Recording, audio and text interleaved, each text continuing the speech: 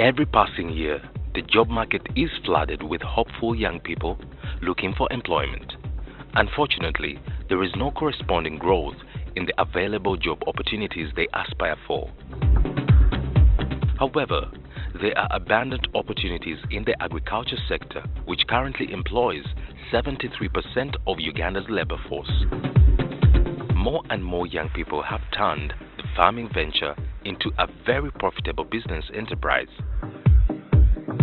Today, we hit the road and drive over 30 kilometers into the suburbs of Kampala, destination Chirundu in Gayaza, to meet one such young person, Mrs. Dr. Engenye, whose farm sits on 10 acres of land. Seeds of Gold brings you a 32-year-old mother of 3 who has achieved so much in farming, despite the scorching sun that has affected farmers across Uganda lately. Stay with us as you get tips on how to get rich young. Coming up on Seeds of Gold. The market is there. Actually, we don't look for the market. The market will always be available with Piggery.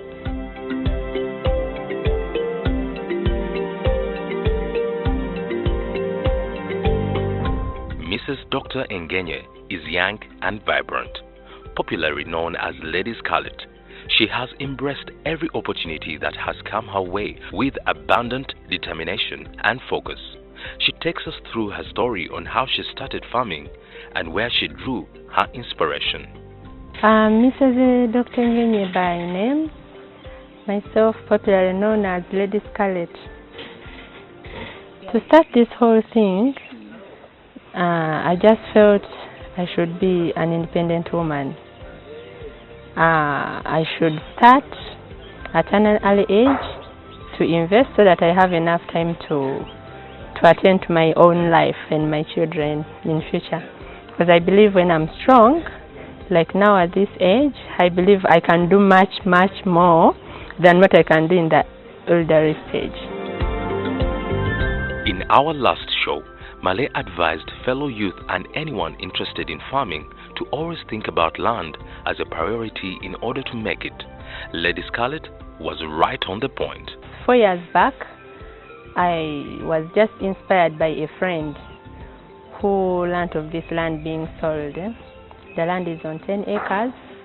I just felt I should just buy that land and have it there to appreciate in future, so that as I plan to have it, an investment in future. So I just went ahead and bought the land. By then, our plot was 2 million and there were 10 acres. I realized I could put a lot of maize on this land. As when I harvested my maize, I started planning on how to make use of it. So I had a lot to do with it. So I thought of having a piggery project because I had a lot of feeds for the piggery. And I had the land to have at least enough of its feeds. So that's when I went ahead and bought 4 pregnant pigs. I just wanted to start at least with something visual. And within a very short time, I had them bear their babies. The first had 10, the second had 8, the other one had 13, and the other one had 12. So I started getting the market for the babies, and within no time I was realizing a lot of profit. So each piglet was being sold at 100,000. So it was so inspiring. She brought each pig at 600,000 shillings. That would amount to 2,400,000 Ugandan shillings. How can one minimize costs and yet put up a reasonably good construction for a piggery project? Normally, for the beginning, you're still learning a lot. So when I started with this, it was a little costly for me because I had to put a lot of cement to make sure these animals do not break the cement. It was conch cement. But later, as I kept on growing in business, I kept on learning more and more and more. In the end, I even noticed that I can make it even more cheaper. Like when we came to this other side, you will realize that I even made it very cheap.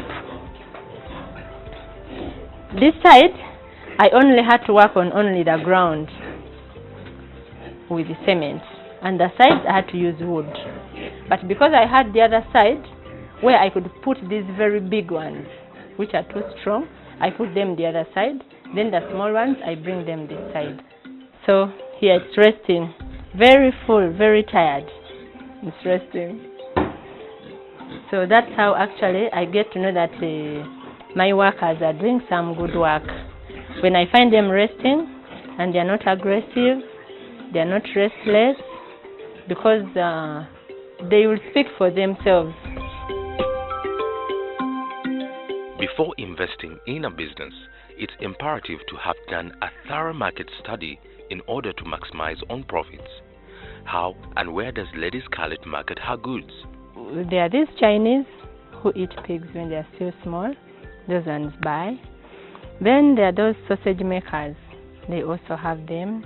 So there are these projects that have come up where they buy small piglets. We also have them. And then there are those who wait for them to mature, slaughtering everywhere. Butchers are everywhere, and pork eaters are so many. So those slaughtering are also there. And even I myself, I have a pork joint. So even when I've not sold my pork on the farm, I do slaughter it and take it to my pork joint in Boyogere. So I'm another end user also.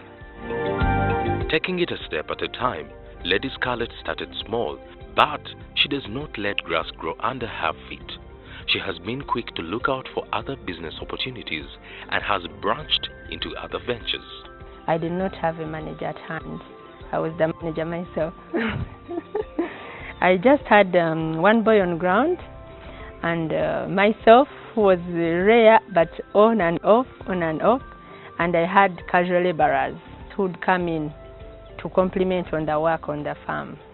So they would come, help in the farming, maintaining gardens, and then also because a few work was on ground. One boy would handle because the project was already set, and all he needed was water. The water, I had drilled a borehole, so to make sure that I had water on ground to minimize work, so he could handle alone. Explaining the growth in her farming enterprise, Lady Scarlet shares with us her business strategy. Over 70 big pigs, but the small ones I never maintain because the market is on. When it bears, actually as it's pregnant, they begin booking. The best profits come from the fellow farmers who are beginning the project. But the worst buyers are the people buying to slaughter. We realize very little profits out of that kind of such kind of sales. Because with them, when they are buying, they want to slaughter on ground. And when they slaughter on ground, they only want to buy the kilograms of meat. They do not look at the waist in the abdomen. They will not look at the legs. They will not count the head. And of which all that contributes to the kilograms. And when you're feeding, you don't eliminate all that. So when they are buying, we actually realize very little profits. Though we have to let them go because we don't always want to have the pigs at least beyond 3 months. So beyond 3 months, if you continue feeding, you're at a loss. You'd rather let them go, however cheap. Because of course the best profit is when we sell them when they are still piglets. When they stop breastfeeding and one takes them off, that's the best. Because they've not fed on me, they've not been attended to by my worker, they'll be reducing, and like that demand of the enlargement of the pig styles will also not be there. So once they are taken at that stage, that's the best stage. Did you know that you too can contaminate the pigs with diseases? When you intend to start, you should at least look at decongesting the project. When you have very many big pig styles, the better, because there is a lot of competition during the feeding. When you put like 3 to 4 pigs in one style, you'll always face a problem whereby there is a lot of competition. The strong one will always feed more than the weak one. and in that way you'll find a difference in growth. So the small one will always put you at a loss. So to avoid that, you put a minimum of 2, but if possible, put 1. If you put 1, the growth rate is high because there is no competition for food. The more they feed, the faster the growth. That's one. Secondly, you maintain the place clean. So you ensure that you have at least water. You make sure you have water. Because if it's a clean project, you minimize on the sicknesses. Thirdly, you minimize the visitors on your projects. Because the few sicknesses that affect the pig styles and the piggery projects, it's from we, the human beings. You as a human being, you can contaminate my project. If you had your pork maybe enjoyed from wherever, Ntinda, wherever you enjoyed it from, one would wonder, was it healthy? Possibly it was slaughtered when it was not fine. So your body, your sweat, will contain that contamination, at least for a while. So if you come to my project, it's possible to transfer that kind of sickness to my project, especially the swine fever. And again, to also make sure that you don't feed your pigs with any kind of residues from anywhere, because there are some people who have a tendency of getting any other feeds from hotels, from wherever. You can transfer the sickness. When we return, find out more on how you can make it big when you invest in a piggery project.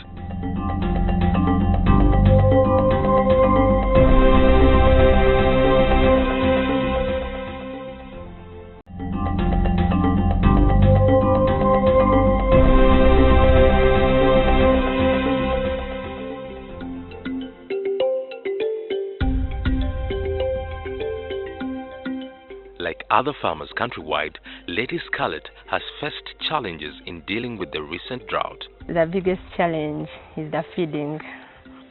The feeding and the market on the other hand.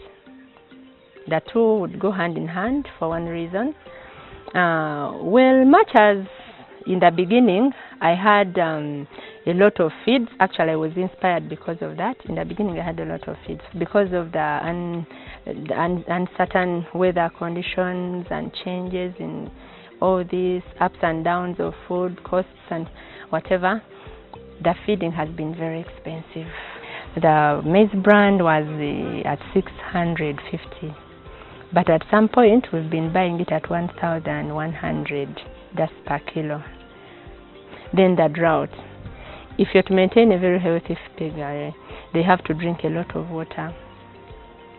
But it's been so dry that even the boreholes cannot produce water anymore. They have to pick water from somewhere far, and a lot of water to maintain the pig project. So eventually we had to sell unexpectedly. You're forced to reduce on the number. You're forced to sell at a low cost so that you have to let some few go away. So this is how bad the season has been. With this project, I've always been able to plant my own plantation of maize and have my own feeds of the piggery. But it did not work out because of the drought. So I had planted all this maize. It's on 10 acres. I had planted all of it to feed my animals, but it did not make it. So the other part, I had to cut it down even when it was still small. I had to cut it down for my pigs to eat. This side, I thought it would maybe grow up a little, but the yield has been extremely poor. So eventually, I have to invest in money and buy from wherever maize brand is, and of which that has not been the case. I've always had my own maize brand, but in this scenario, I have to buy. We always supplement it with the sweet potato. So like all this plantation was meant to be sweet potato, because like in the evening, we feed them on potato veins, and we also feed them on that grass. But with this drought, the sweet potato has not made it. So it still makes it very expensive, whereby in the morning you have to feed them on the maize brand, at the same time in the evening, because they are used to feeding twice. As we take in the details of the birth cycle of pigs, it's obvious that the Lady Scarlet is a master of her trade. So this is one boa. It has just given away its babies. Actually, it has just weaned 10 of them. Yeah. So anytime from now, it will have to be left to conceive. It shows a sign at its back that you will tell that it's now ready to conceive. This is pregnant. This is 1 month pregnant. So when it conceives, we note down. We note down that house number this has conceived at such a date. And we have to monitor. On that day that it's been given a bull, from that day that it's been given a bull, we have to only estimate 3 months, 3 weeks, and 3 days. So in those 3 days, definitely, we shall have to see babies. The only thing is we make sure that we feed them well during the time they are pregnant. Not like these ones are outside because they were still breastfeeding. Now that they were still breastfeeding during afternoon hours, they leave their mothers and they move through this level. These are 2 months. These ones have just been weaned 2 weeks. You see that small thing behind it? It tends to enlarge and turns red. That's when you tell that it's ready. It wants a bull. They start as early as 3 months, 4 months, 5 months. But when they are still very small, it's better you don't give them a bull, because when they give birth to very small, when they are still small, they can conceive, yes, but the piglets will not be strong. Did you know that actually pigs get bigger and longer in size as they continue giving birth? This size is actually very ready to conceive. And the more it conceives, it becomes bigger. Like the first, yes, this is small, but when it bears the first babies, you'll find it very big. It enlarges. With the second pregnant, it still becomes very big. So the more it conceives, the more it enlarges. Yeah, this is the main man of the home. The big bull, the bull that we have. So when the other ones are on heat, we simply transfer them to this room. So it's the father. And by the way, with the pigs, they don't interbreed. So this is not a relative to all of them.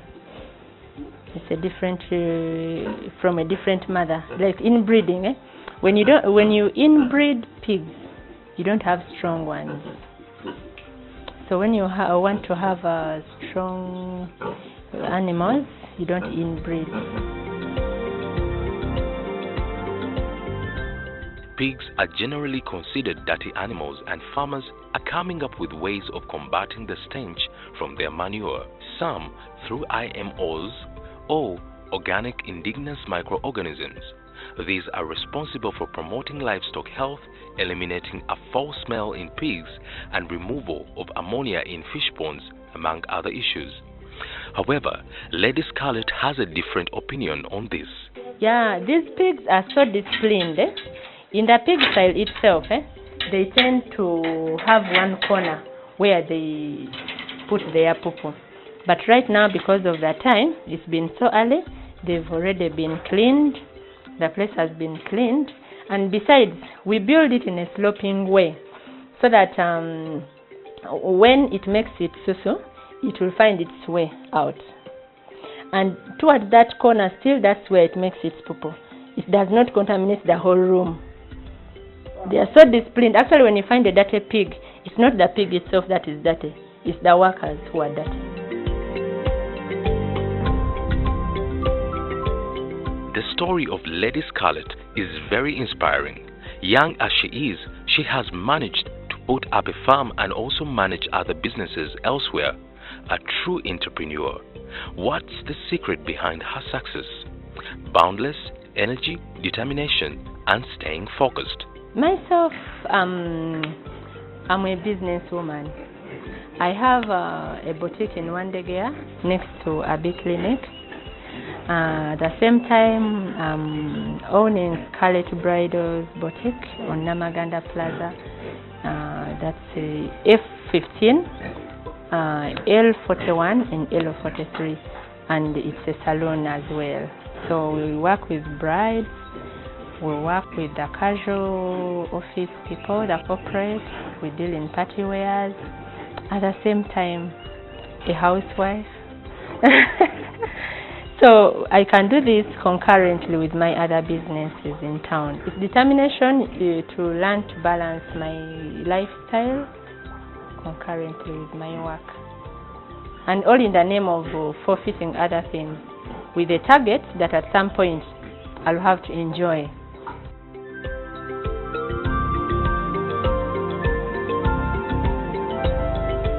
With all achievements, one wonders, did Lady Scarlett at any one point in time ever pound the streets of Kampala looking for a job? Well, professionally, I'm an accountant. Yeah? I'm an accountant. I pursued my diploma in Nakawa, my degree there likewise in Nakawa. So I actually tried to look for jobs personally.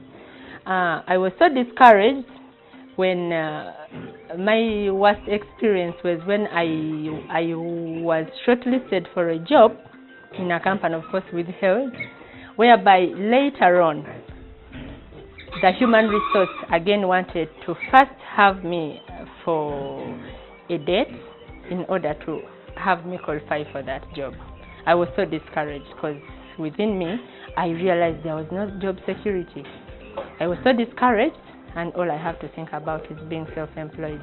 After I had the knowledge, I can be a very big entrepreneur, and I'm glad I'm maintaining it. She has invested in other projects apart from Piggery on her spacious farm. On top of the Piggery, I have a plantation. I have a plantation that's been very affected by the sun.